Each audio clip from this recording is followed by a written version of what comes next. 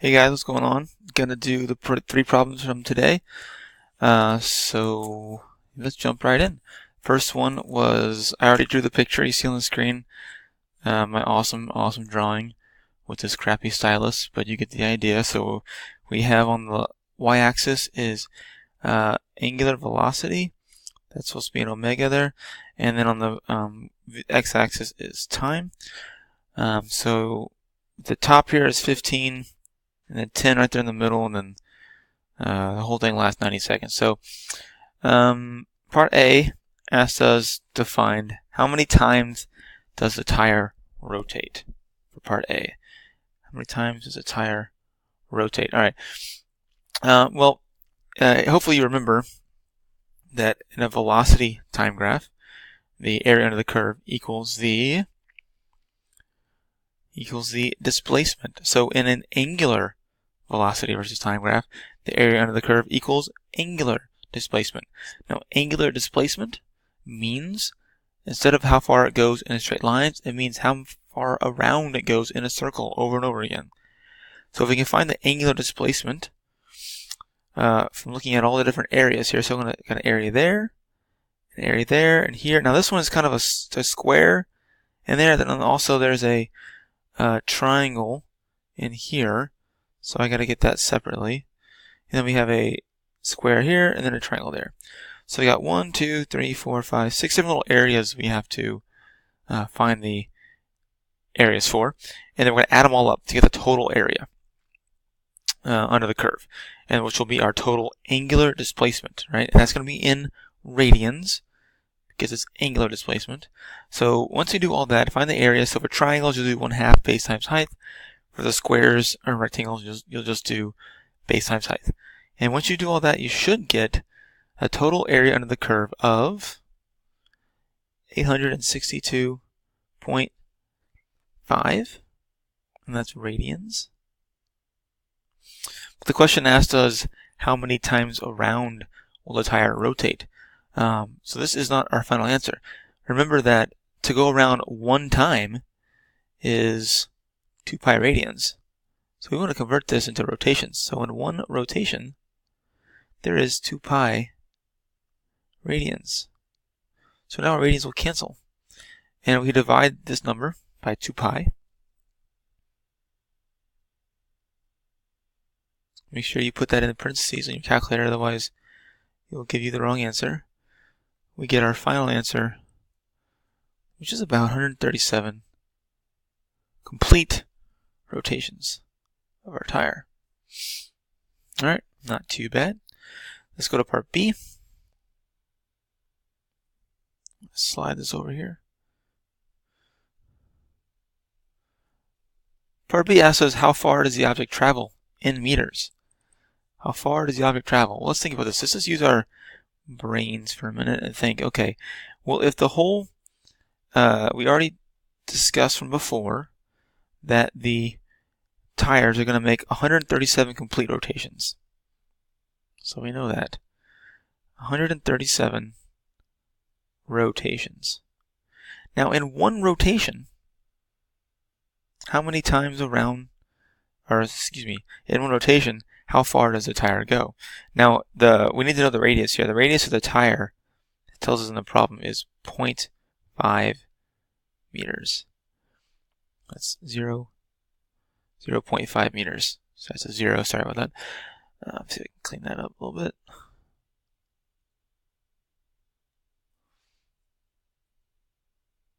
.5 meters, a little better. Okay, so if we know, now we can know the circumference of the circle. Circumference is 2 pi r. And we're spinning the wheel 137 times. So if I take my 137 rotations times 2 pi r, that will give us our total displacement in meters, x.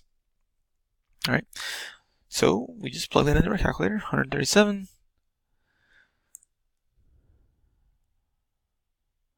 times 2 pi r, and r was 0.5,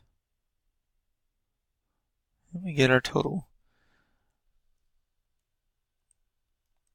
linear displacement to be about 430 meters. And that's it for part B. Let's go to part C. Let's slide down here. For part C, it asked us if the tire diameter is 1 meter, which we already diameter is 1 meter, which means the radius is half a meter, right? It's then asked what was their average linear velocity. Well, we just found in part B how far we went. We went 430 meters, give or take. So if we know our distance traveled, 430 meters, and from our graph, we know that the whole trip lasted 90 seconds, right? 90 seconds, from 0 to 90 seconds. Then we know what our linear average velocity is, because we remember that velocity equals displacement over time. I'm sure you all remember that. Well, we just plug it in, 430 divided by 90, and that's going to give us our answer of about 4.8 meters per second. Now remember, this is an average velocity. This is average, little bar over the top. Average velocity, because really, if you go back and look at the graph, right, there were moments where we were going faster than 4.8, right? Maybe, I'm not going to sit here and define the slope of everything, but this is a for this whole time here, we're going faster than 4, right? We were going much faster than 4. But down here, we're going about 4. Down here, we're going less than 4. So, but on average, once you average everything out, and this graph is not to scale, by the way, once you average everything out, it's about 4.8 meters a second, average velocity. All right, that's it for number 1. Let's do part number 2. I'm going to delete this whole thing. Yes, I'm sure. Okay, now I get to draw all the things over again. Okay, number 2, we had a wheel on a ramp. Wheel on a ramp, like that. And I said the height of this ramp, h height, 2.5 meters. Has some radius r, and the mass of the wheel was 2 kilograms. Okay. Let's see. That's all we know. Part A asks us to find the initial potential energy of the disk. We all know that potential energy, gravitational potential energy, is just mgh for any object. So we just plug in our numbers. M we said was 2. We can use 10 per g, and our height was 2.5 meters up off the surface. So we do the math, then we get our potential energy to equal 50, and of course our units are joules. All right, so that was easy. That's part 1. Let's do part B. Slide over here. Okay, part B, a little bit more involved. What is the final combined speed of the disk? Well, we know that our energy is 50 joules at the top of the ramp, which means our kinetic energy at the bottom has to be also 50 joules. But the trick here lies in this word, the combined speed of the disk. Remember that the wheel is not only going translationally sideways, it is also spinning around in a circle. So we have translational velocity and we have rotational velocity. So we're going to combine them. So we know that our total energy is 50 joules. That's from our potential energy, which is being converted to kinetic as the wheel rolls down the ramp with minimal friction, so we can ignore friction.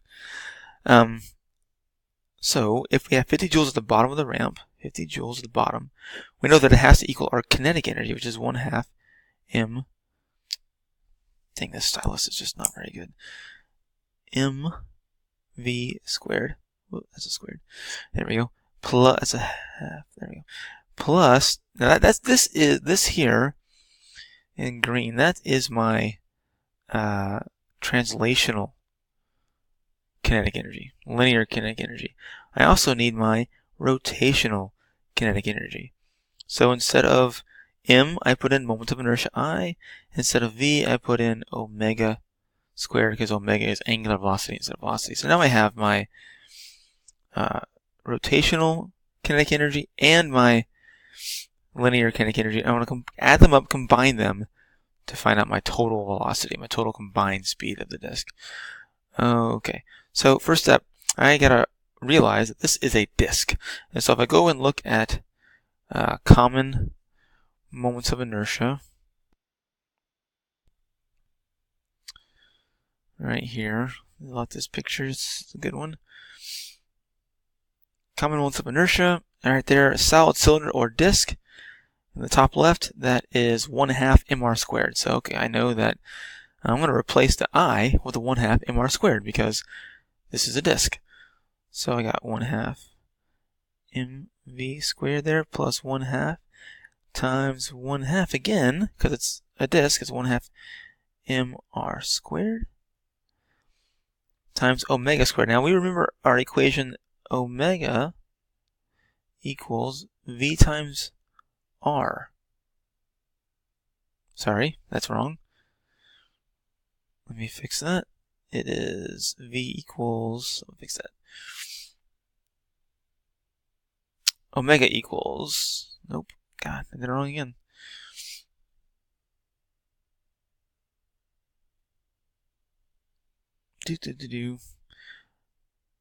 Omega r equals v. There we go. Okay, now if I divide by r both sides, these r's cancel, and I'll get omega equals v over r. Now I can replace this omega here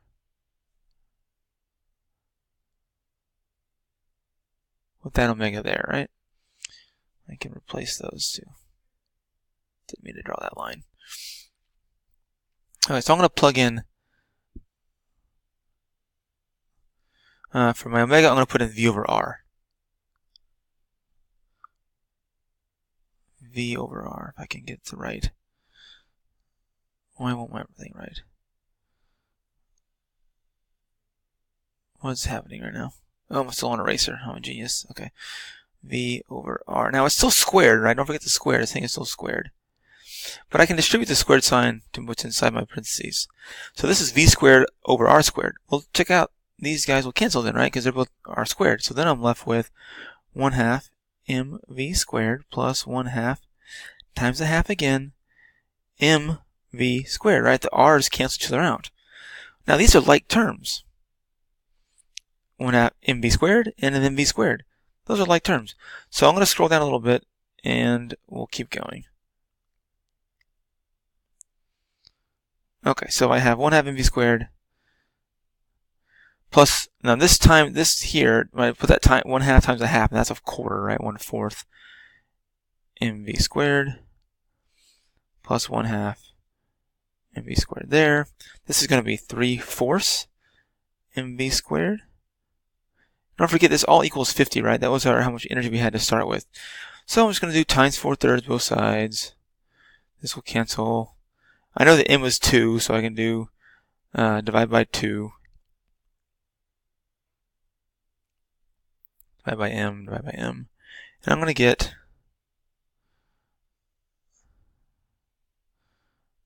v equals 50 times 4/3 over m, and that's all being square rooted, right, because of the squared sign. So I gotta get rid of the squared sign. So once I do all that, I get a final answer of about 11.5 meters per second. So that's your final velocity. I'm going to do the third one in a different video. So this is 1 and 2. So answer the questions. Make sure to answer the questions on the video, and I'll see you tomorrow.